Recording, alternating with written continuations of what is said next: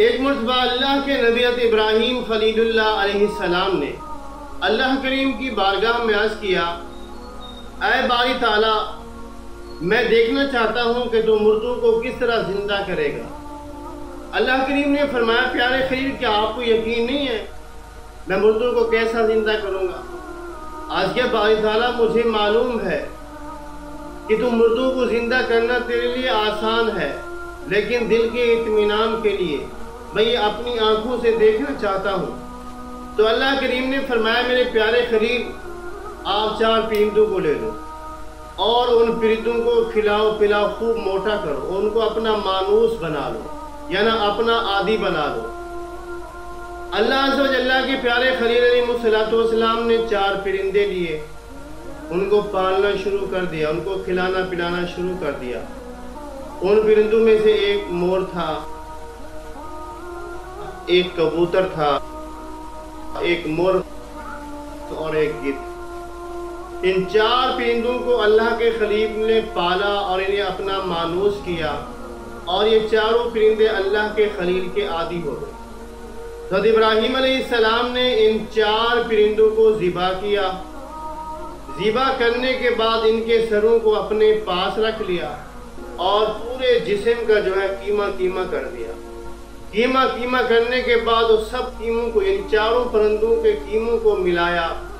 ملانے کے بعد کچھ حصے، کچھ ایک پہاڑ پر، کچھ دوسرے پہاڑ پر، کچھ تیسرے پہاڑ پر، اللہ کے خلیل نے ان قیموں کو رکھ دیا۔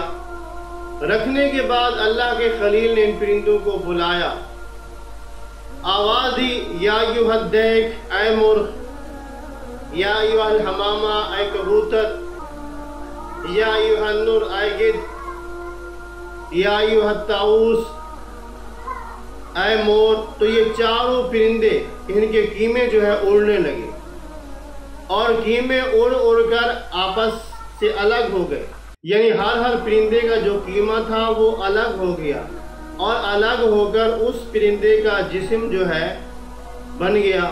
اور وہ جسم بننے کے بعد بغیر سڑ کے وہ دوڑتے ہوئے اللہ کے خلیل کے پاس پہنچے، اور جیسے ہی اللہ کے خلیل کے پاس پہنچے، جو ان کے سر، جن کو اللہ کے خلیل نے ان کے جسموں سے الگ کر کے اپنے پاس رکھ لیا تھا، ان کے سر جو ہے ان کے جسموں سے جڑنے لگے، اور جڑنے کے بعد وہ وہاں دانہ چگنے لگے اور اپنا بولیاں بولنے لگے۔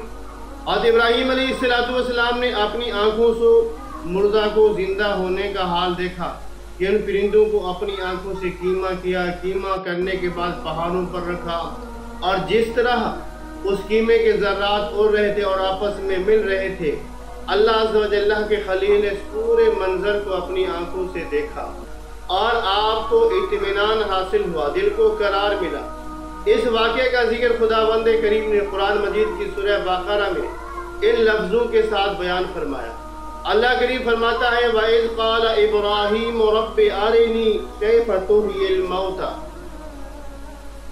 اور جب ابراہیم علیہ السلام نے اپنے رب سے کہا، اے پروردگار، مجھے دکھا دے کہ تو مردہ کو کیسے زندہ کرے گا۔ قال اولم تؤمن، اللہ کریم نے فرمایا، اے پیارے خلیل، کیا تجھے اطمینان نہیں ہے، کیا تجھے یقین نہیں ہے؟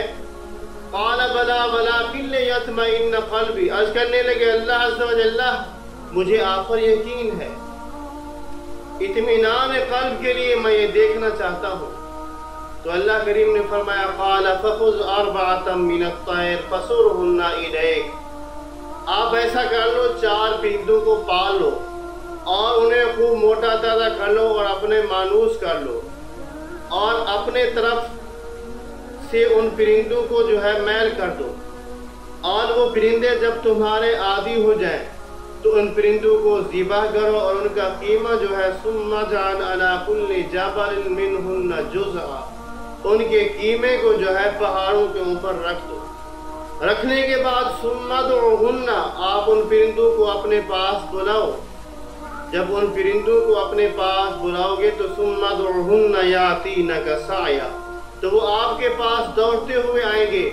وَعْلَمْ، جان لو ان اللہ عزیز حکیم، بے شک آپ کا رب غالب حکمت والا ہے۔